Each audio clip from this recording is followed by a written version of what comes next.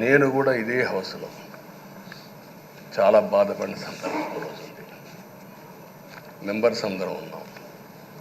నన్ను గురించి నా కుటుంబాన్ని గురించి ఇష్టానుసారంగా మాట్లాడితే కనీసం యాక్షన్ తీసుకోవడానికి నాకు మైక్ ఇవ్వమని అడిగాను.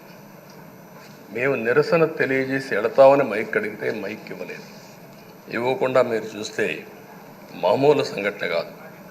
ఆ రోజు నేను ఒక మాట చెప్పాను, ఇది గౌరవ సభ కాదు, మీరు నాకు మైక్ కూడా ఇవ్వడం లేదు, మైక్ ఇవ్వకపోయినా నేను స్టేట్మెంట్ ఇవ్వాలి కాబట్టి ఇచ్చెడతారు రికార్డు కోసం అని చెప్పి గట్టిగా లేచి ఇదే సీట్లో కూర్చొని ఆ రోజు నేను చెప్పింది అదే వర్డ్స్ మీకు రిపీట్ చేస్తున్నాను.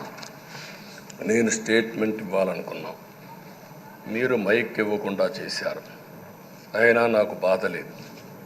మళ్ళీ చెప్తున్నా, ముఖ్యమంత్రిగానే ఈ హౌస్కు వస్తాను తప్ప అదర్వైజ్ నాకు రాజకీయాలు అవసరం లేదు.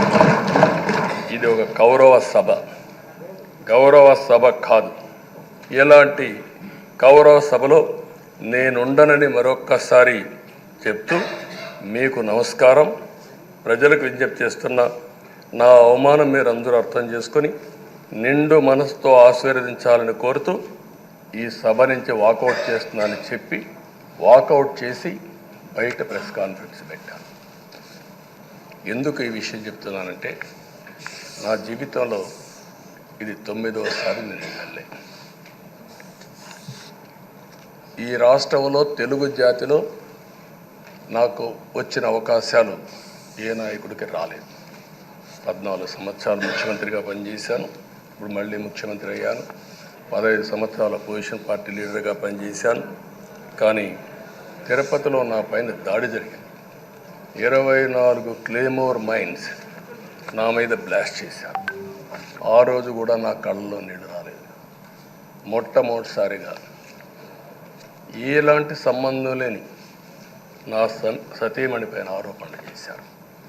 ఆ ఒక్కరిపైన కాదు, ఈ రాష్ట్రంలో ఆడపడుతులందరిపైన, గౌరవంగా బ్రతికే ఆడబిడ్డలందరినీ అవమానం చేయడం, సోషల్ మీడియాలో పెట్టడం, క్యారెక్టర్ అసాసినేషన్ చేయడం, ఇలాంటి చాలా సంఘటనలు జరిగాయి.